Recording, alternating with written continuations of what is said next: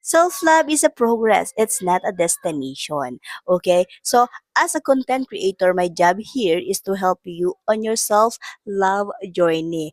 Paano nga ba mahalin ang sarili at gaano ba kahalaga na mahal mo yung sarili mo? Okay? Here's the quick insight. Parang ganito yon.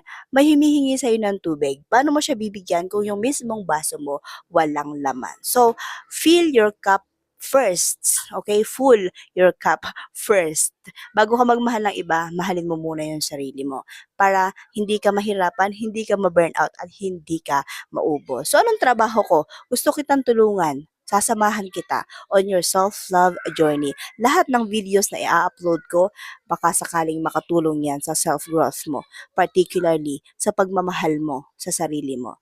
Okay? Be happy. Ate Isa here, the one of 1,000 reasons, and I know you have 1,000 reasons to love yourself. Bye! Sending you so much love.